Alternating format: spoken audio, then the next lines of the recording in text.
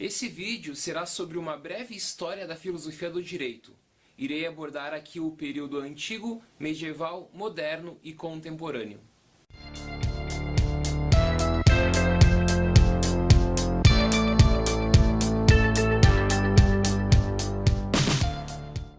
Primeiro período, período antigo. A filosofia do direito começa na Grécia Antiga. Um dos primeiros livros que trata da distinção entre direito natural e direito positivo é o livro Antígona, de Sófocles.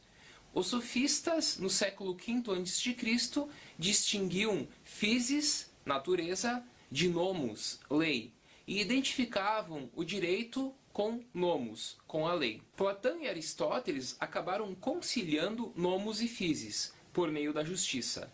Direito justo, para Platão e Aristóteles, é o nomos que está de acordo com a physis. Já os estoicos acabaram introduzindo a ideia de que, estando todos os homens sujeitos à mesma physis, estão também sujeitos ao mesmo nomos, independente de pertencerem ou não à mesma polis. E é justamente dessa visão estoica que a ideia de um direito natural, racional, justo e universal ganha força. Natural, em direito natural, significa que tais normas são diretrizes para a deliberação, independente de qualquer prévia elaboração humana, e são condição necessária para uma deliberação razoável. De modo geral, os pensadores do período antigo são justnaturalistas, defendendo assim a existência de um direito natural. Eis alguns exemplos.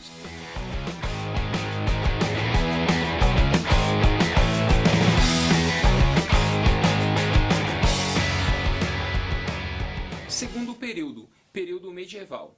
Com o surgimento do cristianismo, a oposição entre direito natural e direito positivo passa a ser concebida como uma oposição entre um direito de origem divina em relação a um direito de origem humana. Atribui-se ao súdito a obrigação natural de obediência em relação ao direito imposto pelo governante, seja ele justo ou injusto. E atribui-se ao governante tanto uma autoridade natural sobre o súdito, como a tarefa de fazer o direito de origem humana um instrumento de realização do direito de origem divina. O justnaturalismo medieval é caracterizado como um direito de origem divina. Eis alguns nomes importantes desse período.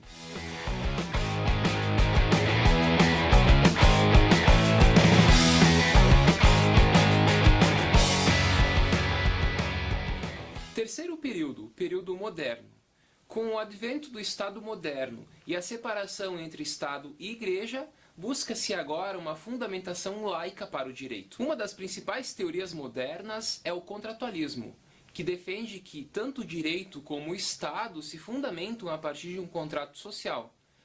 E é justamente desse contrato social que eles buscam a sua legitimidade e o seu limite de atuação. É nesse período que surgem concepções que atrelam o direito à moral, com Kant, à história, com Hegel, e à economia, com Marx. Eis alguns nomes importantes da filosofia do direito moderno.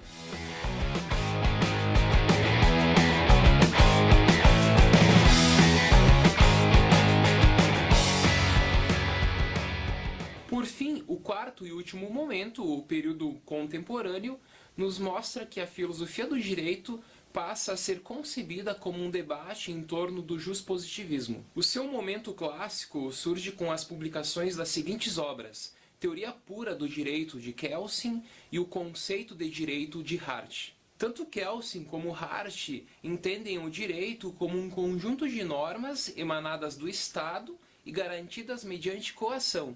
E essas normas são independentes, distintas da moral e da política. Como reação ao justpositivismo, nós temos os pós-positivistas, que criticam o formalismo excessivo dos justpositivistas.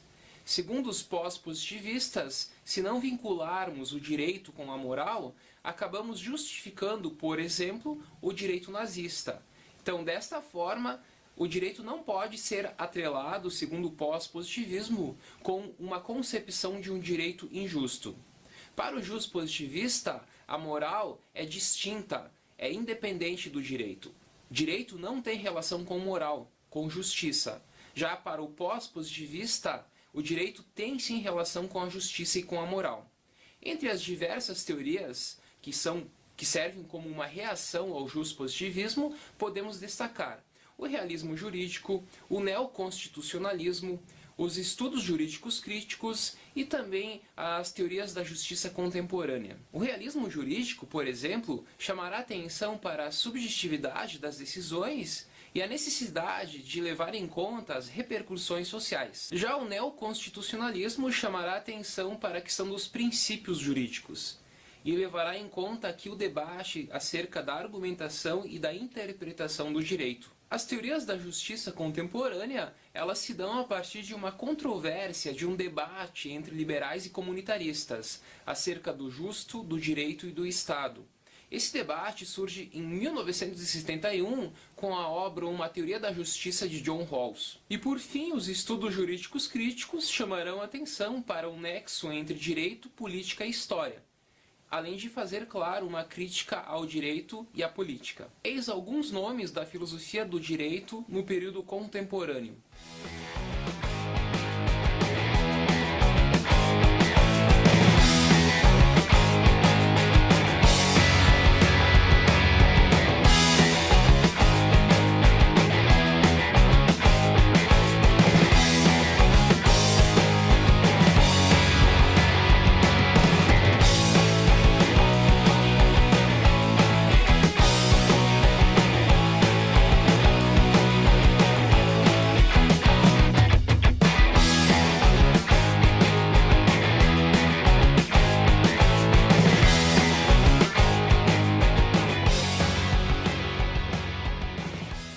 Gerais, vimos que a filosofia do direito ela é dividida em 4 grandes períodos: período antigo, medieval, moderno e contemporâneo.